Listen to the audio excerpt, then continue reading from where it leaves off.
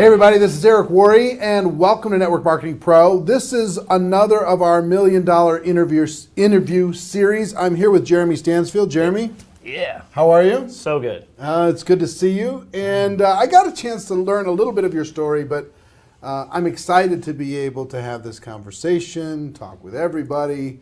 And here's what I know, the highlights. Okay. You've been involved in the profession full-time for about 19 years. 19 years.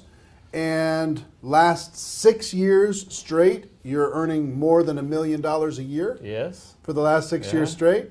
So part of that elite group in network marketing, right? So talk about how you got introduced to this network marketing profession. What did you do prior to it, and what brought you here?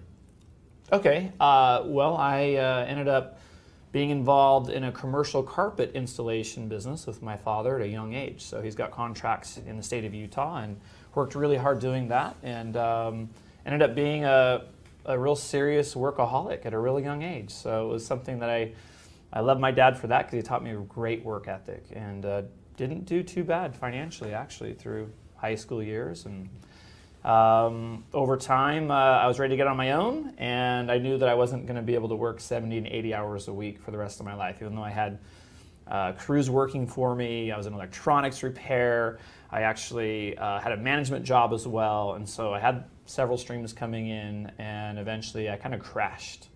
And this is, I think I heard that you got in the industry about age 23. Mm-hmm. That's exactly when this all happened to me. Wow. So I had ended up kind of hitting a wall and realizing if I didn't make a change, no one else was going to make a change for me. And I was searching and I was looking, and I started to let some of those projects go. And eventually I was introduced to a company in the industry to begin with that wasn't the right fit, ended up having some challenges, and I ended up getting to a different one. And the first company you were with went out of business, yeah? It did. After a couple months being involved. Yeah. And which left probably a bad which taste is in kind your of mouth. the kind of companies that leave our industry a bad name. So, yeah, well, I mean, people try. And I guess it was a blessing in disguise. So, if that wouldn't have happened, then potentially I wouldn't have got more serious about learning about our entire industry. And as a matter of fact, I will have to say kudos to the individual that brought me or taught me about the company that I'm with now, because at that time, he was actually teaching me about the credibility of the entire industry rather than just trying to promote his company. So I kind of went through a crash course education about our industry in a couple of months, and because I was in the looking zone and I was serious about finding something for my future, I really dug into it, studied it, and my belief level, I found, grew the more that I was looking and being introduced to people and trying to analyze different companies, and listening to lots of audio cassettes and trying to understand the industry. Remember audio cassettes? Yeah, actually. I miss audio cassettes, VHS tapes. Yeah, man. It's going to date us. Oh, DVDs and CDs, they're just not the same. Just not the same. I miss having my big, huge audio album in the car and pulling out the audio cassette. Anyway. Yeah. Old people talking. Anyway, so here's my big question for you. I mean, you had some success with that. You got involved in network marketing. You've had this tremendous success. My big question for you is, what makes you different?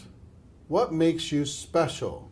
What puts you in the top 1% of 1% of 1%? This incredible group of people that are earning 7 figures a year. What makes you different from the average person that might really want this? I don't know if you've differentiated and tried to see what makes you different, because there's some things, the common themes that I see, but I'm interested in that. You know what's interesting is that I kind of go back, because it seems like I had a little bit different upbringing than a lot of other people that I know.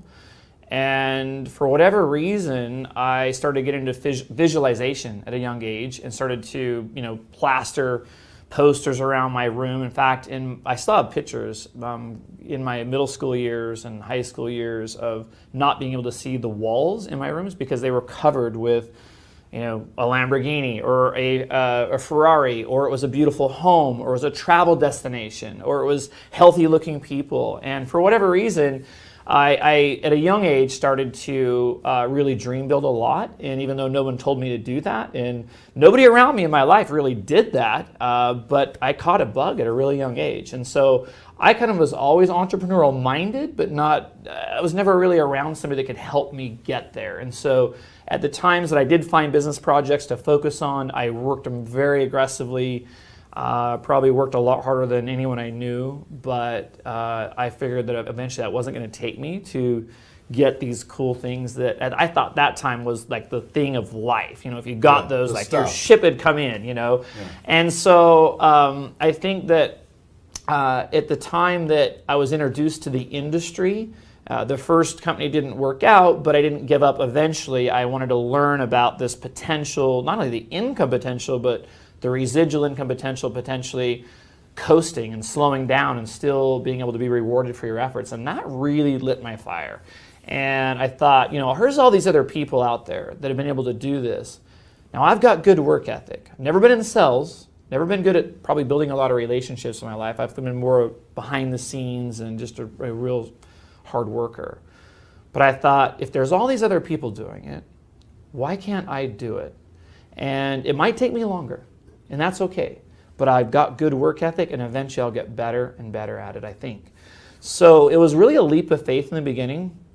But right out of the starting gate, I didn't need to build my belief level because I'd already been doing that, researching the industry. So the day that I pulled the trigger, I actually started full time. And I cut all my other things behind me. Isn't that weird? You know, and I had payments and house payments and debt, and you know, I had credit card debt that had racked up, and I had this injury in my shoulder at the time, and so I kind of, got to that point where I was like, you burn all bridges, and I don't encourage my team and other people in the industry to do that. If you have a good income coming in, wait, because it puts a lot of pressure on you. Yeah, I'm a little bit torn. I'm a little bit torn, to be honest, because I went full time. Yeah. A lot of the successful people I know went full time, and I know, you can go part time and you can ease your way in, but it's painful. Yeah. While you're doing it, so it's I don't know. It's a debate. Yeah. To be had, because take the other top earners. Yeah. In your company. Yeah. Did they ease their way in? A few of them, and a lot of other ones didn't. Yeah. So what percentage do you think eased their way in? What percentage just went for it? It'd be hard for me. I'd have to probably look at the reports to kind of visualize and think about all their backgrounds, but I would say probably it's about a 50-50, probably with the ones that I know. Fair enough. When I began, you asked the question of what makes me different, and I'm just trying to think back and help share some things. So belief was one at the, belief was there because I knew I had, I had my back was against the wall, and I had done enough research on the industry to realize it works for other people. I've done my homework to make sure I'm with a legitimate company.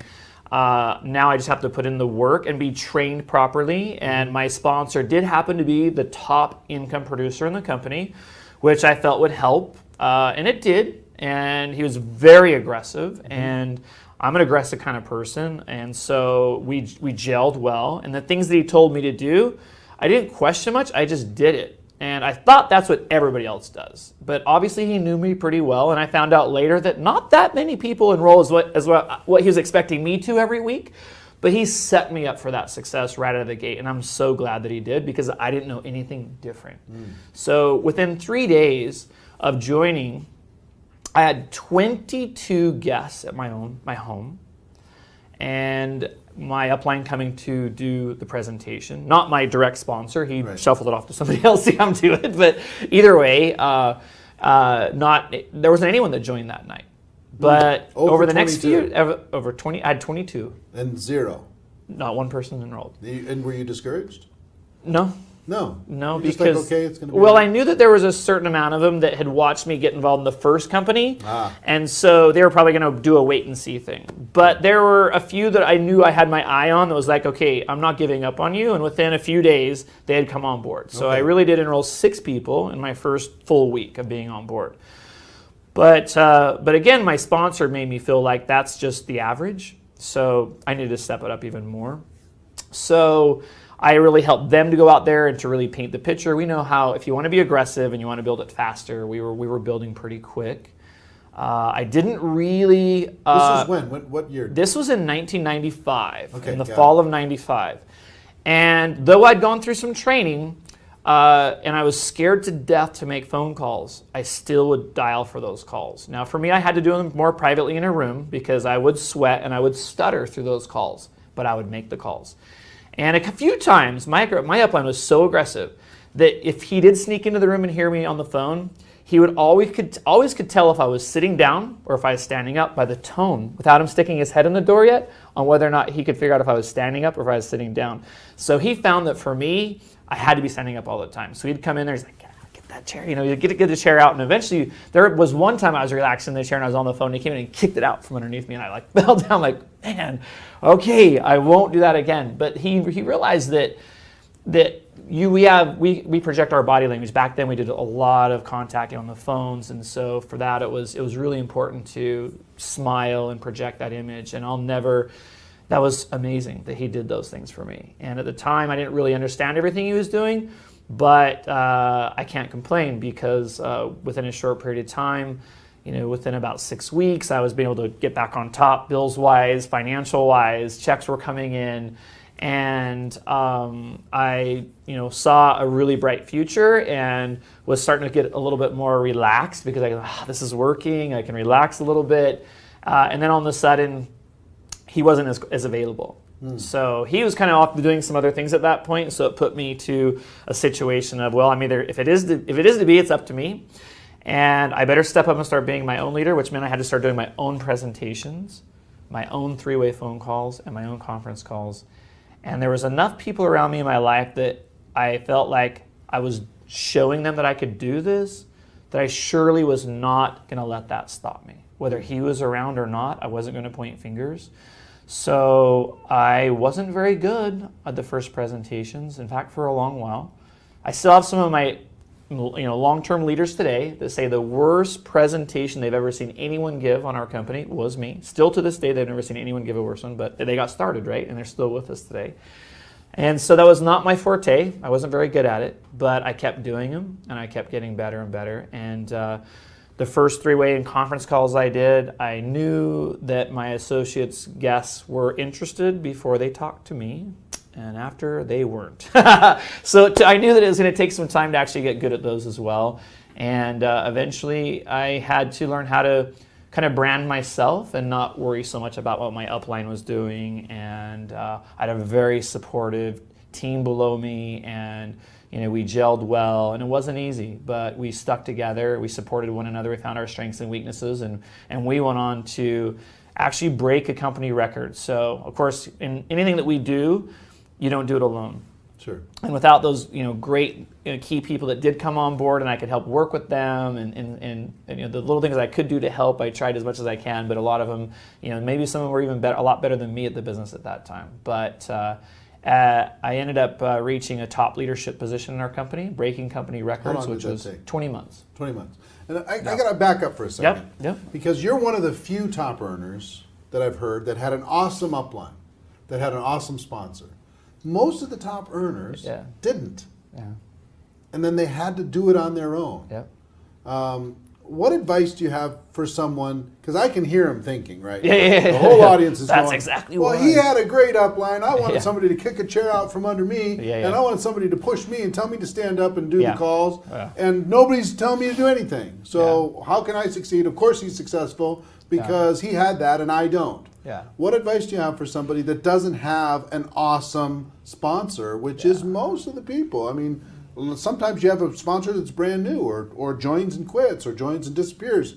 Yeah. And now that becomes your excuse not to be successful. What advice do you have? I think that there's so many great resources and tools and everything around today, way more than back then when we got started. And, I think that I would rather see associates stay put. Don't try to go change to another line or whatever. Stick where you're at, because you can do this. And you've got so many great resources around you now today that honestly, even if you have a top person as your sponsor, you're not going to be with, like, they're busy. They got a lot of stuff going on. How much time did he really invest in? Not a lot of time. They were short calls. Yeah. And never did he, even work maybe even a half a day with me at any given time. He didn't move in with you or anything. No. He was just pushing and coaching, and it may have only been a 5-minute phone call a day sometimes. Yeah. So there wasn't anything that was like, okay, I'm going to hold your hand through all this, Right. And I'll tell you that some of the things that he actually did to me, I think that a lot of people out there probably wouldn't have stuck around. Because he was hardcore. He was hardcore. And, I'm not that hardcore.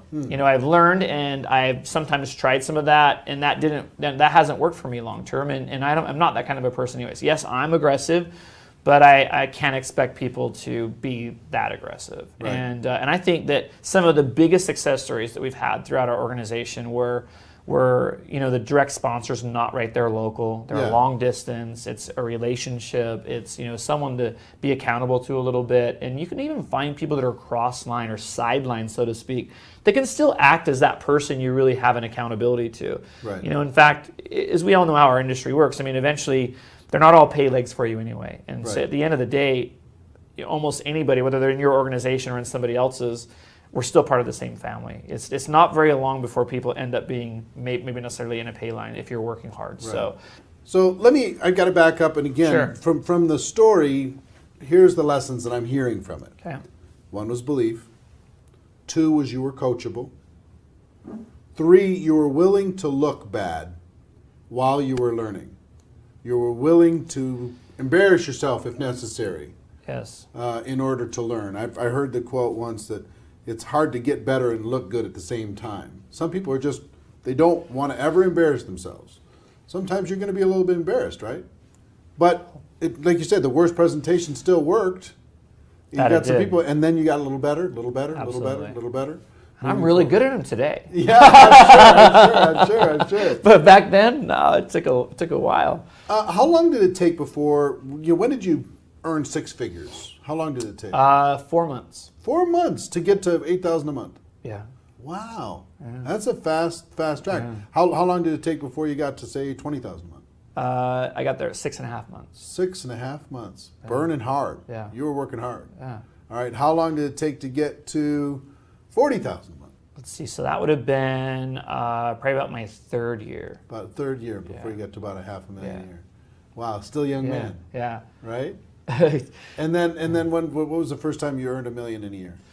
So I was hovering like around 850 for quite a while, and wanted to push over that $1 million mark. I don't know if it was a mindset for me or what, but when I finally put the hammer down to make it happen, I actually went from like 850 to 1.6 in 1 year. Wow! And that happened in 2009. 2009. So you were involved for quite a while before you punched it. Yeah, through. I was living pretty comfortable, so I'd work hard and I'd coast and enjoy the life, because that was the reason I thought I got into the business, and I do like to play hard, So I love family time. I love hiking, love the outdoors, love boating, love traveling, and it's great. It's a wonderful life, actually.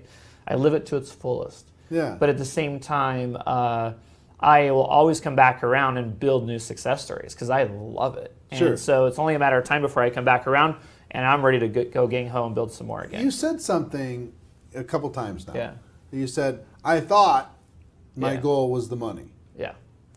What's the goal now? Do you know what? Making a difference, obviously. And I think that for people that, this happens with time. You'll never figure this out in the first few years. But year after year after year, you find that there's always enough money. It's not about that anymore. In fact, I don't even see my money. Most of the time I have other people manage it all. But, when you have the opportunity to start giving back and doing things that can make such a difference in people's lives. And, you talked about earlier today on stage what it's like when you can give like a new car to someone that needs it in your family as a shock with a red ribbon. I'm telling you, there's nothing that feels better when you can do that. And I've done that, and I've, several times. And I've had, you build up and get a Hummer on stage, and I'm like, this is awesome. And then all of a sudden, let's give this out right now, and it's like I was more excited about turning and giving that Hummer out to the audience, to whoever could spin the dice and whoever it could go to, then ever I would have the enjoyment out of that car. Like I knew someone else in that audience needed that car way worse than I did. Right. And I think that there was also times in my life that I had a pretty difficult upbringing with my mom that had some serious health issues. Talk about that. So Mom had a lot of health issues at a young age, and in mostly in my early teenage years, and I'm the oldest of 4, and she tried to take her life a couple of times, only because of a lot of the pain and agony and medical issues that she was undergoing. So trying to be the big brother of the 4, and kind of handling some of those situations when Dad was hard at work, and trying to provide for the family wasn't easy, but it made me step up and probably a lot of character where I am today.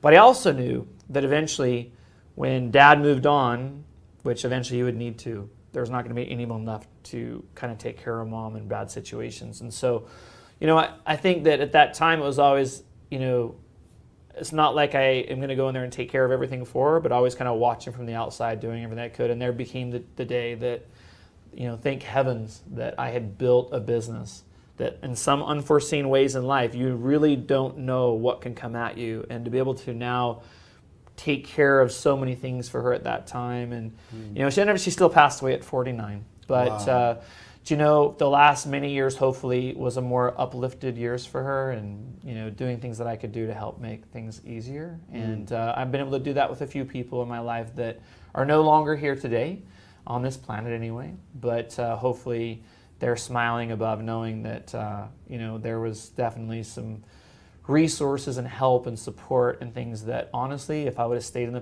in the other professions that I was doing before, I would have never been able to do it, not only from a financial standpoint or a freedom standpoint, to be able to drop and be able to be with them and be able to do things that, most people just can't walk away from their job for 6 months or a year, or, take care of someone. And that's the things that, in life we don't plan on, and so sometimes I was building for things that I really didn't know for sure, but it was more about stability for the future. And I still have cool things, and I still rewarded myself, but at the same time, you really do need to step it up and plan, for you don't really know what could happen. And so what an amazing industry to be able to go out there and build and try to reach your full potential, and know that people that you love in your life and you care about, and your children and their future and schooling and all these things. And you never know if one could have a major medical issue that could end up costing so much. And a lot of people out there just aren't prepared for that today.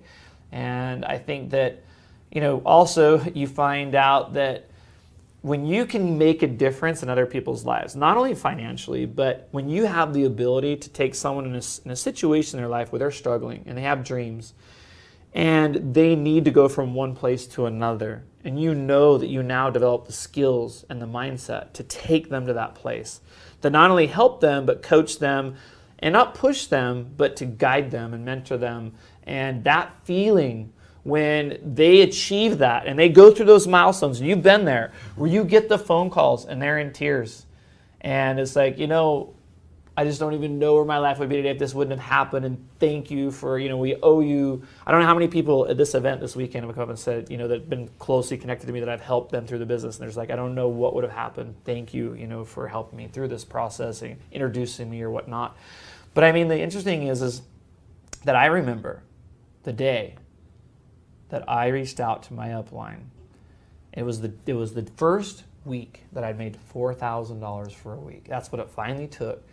And I don't think that I got 2 words out of my mouth, but I know I cried for at least 30 minutes. And he just sat on the phone and listened to me weep. And it was a weep of gratitude, of happiness, of I owe you and thank you for being there as much as you were there for me. And I wouldn't have been able to live this life if it wasn't for you introducing and being persistent with me in the beginning to look at this. And he just sat and listened and let me work that out of my system. And I'll never forget that for the rest of my life. And I needed that, and that was the moment that occurred. And I'm sure for other people it occurs at different moments. Sometimes I have some people that call me in tears, and they've it might be just a health thing that now has been helped them much with, or improving their lifestyle, making better lifestyle choices. And other times it's making that first $1,000 check for a week, just and fun, all just of a having sudden an emotional breakthrough. They're having some breakthroughs, men and women. So I'm a huge fan of defining moments. There's these times in your career, these times in your life where you can go one way or another. Something, it's either fight or flight. Sometimes you rise up from it. Sometimes you shrink down, depending on your response to it. Sometimes it's dark moments. Sometimes it's challenging moments. Whatever. As I'm saying that, can you think of any defining moments that have happened in your career? Yeah, so for me, and it's no secret because a lot of people that know me have seen me grow a lot from where I began. And we still have video and pictures, and it's always fun to bring up at events and actually show people not only what I sounded like, but what I looked like. And it really is hilarious. I want to see it. I'll get it to you. It's hilarious. You wouldn't even think that I'm the same person. Everyone never believes me when I show them at first. I'm like, it really was me. But I even laugh at it too. But it goes to show that my biggest fear in being successful in this business, which I didn't think I would have a challenge with it until it came time that I had to get in front of a group of people. Not just a one-on-one presentation or a two-on-one, but now when I had to get in front of 20 or 30, or heaven forbid, 100, I could not communicate any longer. I stuttered through them. I was white as a ghost. Someone would have to come back up and take over. And even some of my downline associates were better at being able to take over in those situations than I was. And I knew I definitely had a serious obstacle that I needed to overcome. And though I continued to do more of them, I thought that I'd be ready for the big leagues for our first convention that they let me speak.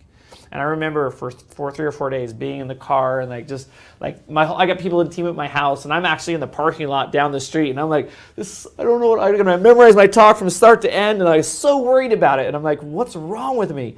And sure enough, I get out there on stage, and I was so nervous, I blanked out, don't remember anything I said. They eventually have to put music on to get me off the stage, and that was my moment of complete failure in front of everybody. Yes, I was making a 6-figure income, but it was that moment of like, you know what? Can I or can I not get through this?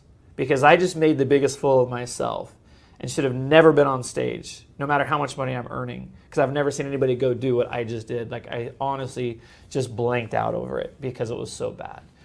And walking through the hallway alone from the back of that convention center up to the front was the longest walk of my life. Because in that defining moment, I knew by the time I hit the end of that hall, I was going to see team members, and I was going to have to make a decision whether I'm going to grow through that experience and I can do this, and I will fight, and I will make the company get back up, me on the stage again. I don't care. I will do it, and I'll do whatever it takes. And by the time I reached the end of that hallway, I didn't go talk to my associates. I went right up to the VP of sales, and I said, you know what? That'll never happen again. Will you please schedule me for the next event right now? Can I count on you trusting me? I will get better. And he said, yeah. Wow. And the next event, a little bit easier. Not 3 days in the car, but maybe 1. And I got better. I still wasn't comfortable, but everybody could tell I really struggled at it. I started at this point to be good at a lot of other areas in the business, but I really struggled with public speaking. And I found that I just needed to keep getting up and doing it again. And I hated it. To be honest with you, Eric, I really hated it. Now, today when I see you speak, I know you love it. I was so excited to see that. And you know what? If you see me speak, and I can speak to sold-out audiences now, and honestly, I love it. There's no better, buzz, adrenaline, natural endorphins, and just knowing that you're making a difference and you're making an impact and people are going to remember what you say. There's nothing that replaces that. And as I spoke on stage a little bit earlier, as I mentioned, one of the best talks I've ever given. Like, I've been high on that stuff for hours. Like, there's nothing that replaces that. And here was a point in my life, 17 years ago, that if I would have walked to the end of that hall and said, you know what, I'm out. Like, I'm good with my hands. I'm good at building teams and crews in construction and commercial carpet installation. I can make a 6-figure income doing that. I'm going to go do that because I will not have a walk of shame like this again in front of thousands of people that I feel like I can't even go out there and show my face right now. But thank heaven something inside of me, and it wasn't anybody else. I had to make that decision myself. And like you say, at everybody's point of a breakthrough in our industry, you got to have that talk with yourself, and you're going to have to figure it out, and no one can help you with it. I love that. Good for you. Yeah. I'm glad you did that. Yeah. The world is better because you did. Thank you. Thank you. And everyone knows now, and we've got GMs that are always like, come speak over here, Sure. you know, 5-star accommodations and 2 business class tickets, and I've done that, and we've all done that, and it's like, you know, you want to go see places around the world. It's like, you know, but at the same time, it's like,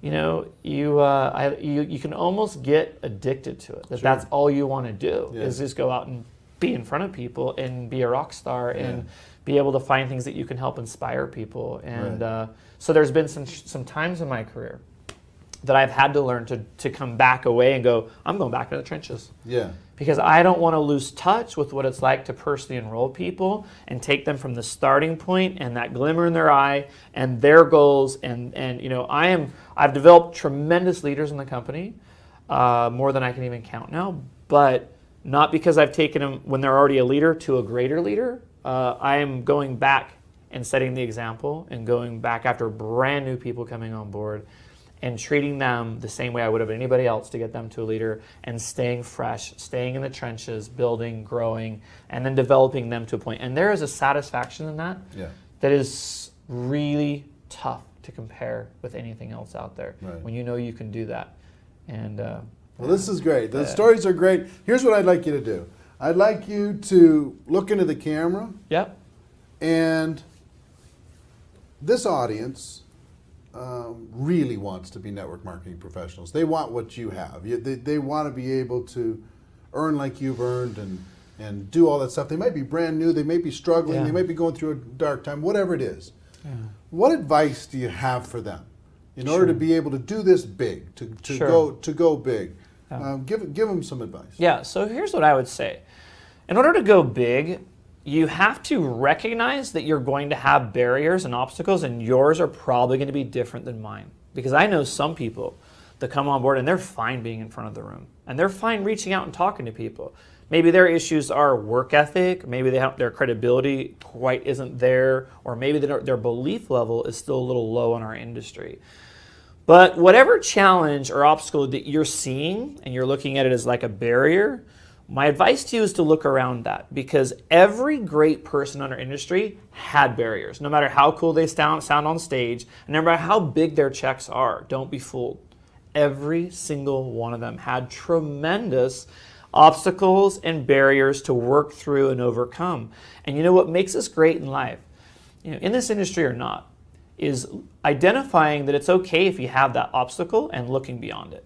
And you know, finding a way to climb up over it, reach around it, dig underneath it, because no one's going to hold your hand to do it. You've got to be the one to do that. Don't say, well, maybe Jeremy had the #1 or a top earner in the company, support him or whatever. You know, it's not as cool as you think it is, but you know, you can't use that as your excuse. There really are no excuses. You know, the only one that can really give you excuses is yourself. And so if you will just understand that I've seen people from all walks of life, that is the greatest thing about our industry, is that traditional barriers like your age, your educational background, your work experience, you know, or what your financial condition is, all those traditional barriers that would hold you back in other types of businesses, they do not exist in our world. Now, you might think they do because someone programmed you to think that. I'm telling you here right now, I've been doing this for a long, long time. I have a worldwide organization that's thriving, and they are from all walks of life. Sometimes people go, wow, how did they do that? Easily. They identified their barriers, they reached around them, climbed over them, learned how to believe in themselves, and start taking action every day, and other people are going to watch you, and they'll learn to do the same thing. Well, that's great advice. Sir, you're an inspiration to the profession. Thank you. Thank you for sharing some ideas. We'll have to do it again sometime soon. Great. But ladies and gentlemen, I hope you got some value from this. I know I did. That's our show for today. That's our interview for today. Our wish for you is that you decide to become a network marketing professional, that you decide to go pro, that you reach around those barriers. Because it is a stone cold fact. that we do have a better way. Absolutely. Now let's go tell the world. Everybody have a great day.